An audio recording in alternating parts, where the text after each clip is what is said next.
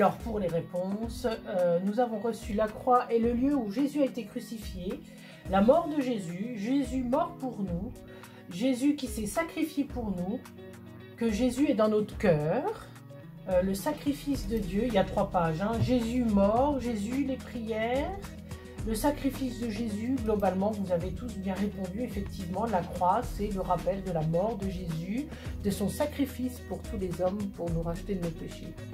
Voilà, donc globalement sur cette première question, ce sont des très belles réponses. Passons à la question numéro 2.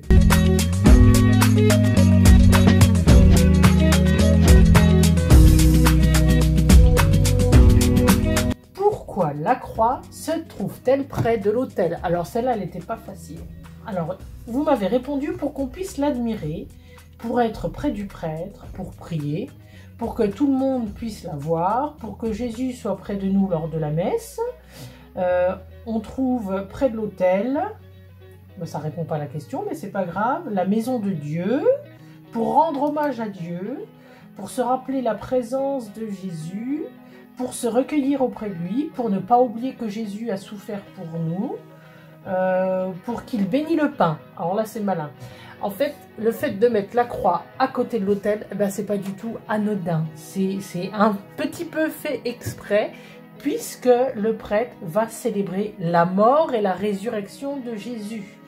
Donc la croix est là parce que le centre de la célébration, c'est Jésus mort pour nous. Donc on le met à côté du sacrifice, puisque l'autel c'est un lieu de sacrifice, et il est mort et ressuscité pour nous.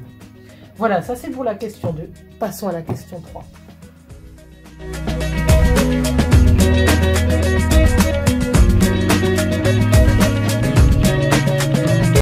Alors, la question 3, c'était comment s'appelle le moment de la messe où le prêtre fait mémoire de la vie, de la mort et de la résurrection de Jésus. Ce sont 3 points importants. Il fait mémoire de la vie, de la mort et de la résurrection de Jésus. Alors, ce moment a un nom particulier. Je vous ai proposé Sanctus, Anamnèse, une bénédiction ou l'Anus. Et bien là, loupé. Pour le coup, vous avez répondu bénédiction pour un grand nombre, mais c'est l'anamnèse, c'est faire mémoire. Ce temps-là, c'était un nom particulier, mais vous l'avez vu dans le cours de catéchisme, ça s'appelle l'anamnèse, mais c'est pas grave, c'est bien essayé. Passons à la question 4.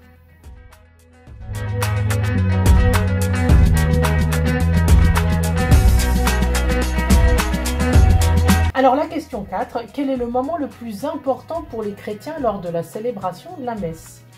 Recevoir l'Eucharistie, la communion, l'hostie, quand on va communier, l'Eucharistie, vous retenez des très belles choses, que Dieu se ressuscite, que Jésus se réussite, je pense qu'il y a eu un problème dans le tapé, la prière, lorsqu'on reçoit le corps de Jésus, hostie et vin, la communion, le Christ, anamnèse, ah tiens, il y en a qui avait retenu le nom, et après l'hostie. Alors globalement, vous êtes vraiment pas loin. Le moment le plus important pour les chrétiens lors d'une messe s'appelle la consécration. C'est là où le pain et le vin vont devenir le sang et le corps du Christ. Voilà, donc c'est la consécration. Vous pouvez la reconnaître parce que dans certains lieux, certains chrétiens s'agenouillent pendant ce temps-là, devant ce temps qui est très très important. Donc observez lors des messes, vous allez voir les chrétiens s'agenouiller et là c'est vraiment un signal pour dire bon, c'est vraiment un des moments les plus importants parce que même le corps de la personne s'agenouille, sachant que ce n'est pas obligatoire de s'agenouiller, hein, loin de moi cette idée, mais en tout cas c'est un repère pour quand on va à la messe et qu'on observe. Passons à la question 5.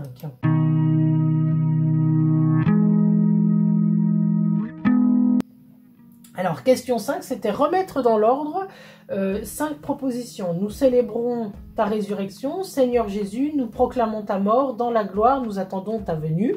C'était pas du tout dans le bon sens, c'était un tout petit peu fait exprès.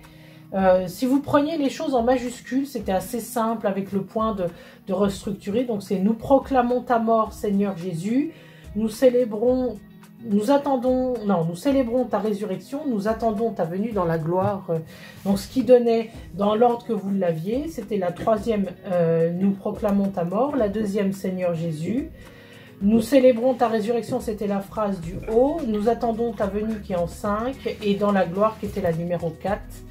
Pour remettre dans l'ordre, je redis juste une fois, nous proclamons ta mort, Seigneur Jésus, nous célébrons ta résurrection et nous attendons ta venue dans la gloire. Passons à la question 6.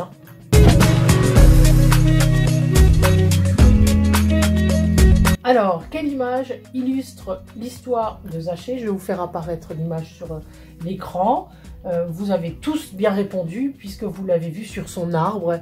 Et l'échange de regard avec Jésus, cet échange qu'ils vont avoir est crucial puisque c'est dans le regard d'amour de Jésus que Zachée va changer.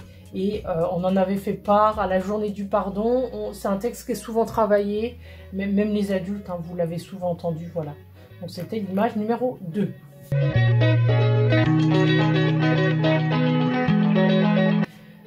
Un peu plus personnel pour le coup, que nous donne Jésus. Et ben, quand il donne quelque chose, chacun on le reçoit comme on le ressent.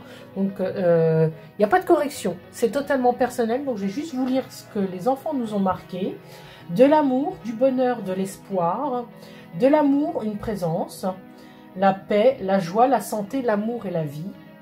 De l'amour, sa vie pour que tout le monde puisse vivre, je suppose, parce qu'il manque un petit bout de phrase. La paix, l'amour et le bonheur, tout son amour et son cœur, tout son cœur, il nous donne sa vie, son amour, l'amitié, la paix, de la joie, de l'amour, de la confiance et de la paix. De l'amour et nos besoins, il répond à nos besoins, effectivement. L'espoir de vivre en paix, l'amour, la joie, le partage. Son corps, son sang et son amour, la joie, la paix, l'amour.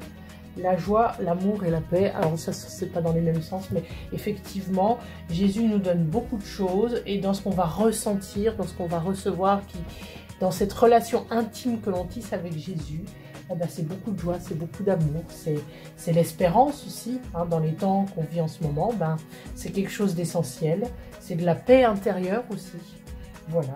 Donc en tout cas, je vous remercie pour toutes ces belles réponses. Dans le lien juste en dessous, je vais vous indiquer le questionnaire qui va faire revivre un tout petit peu la journée du pardon qui a été vécue pour les enfants. Et puis je vous dis à la prochaine, au revoir.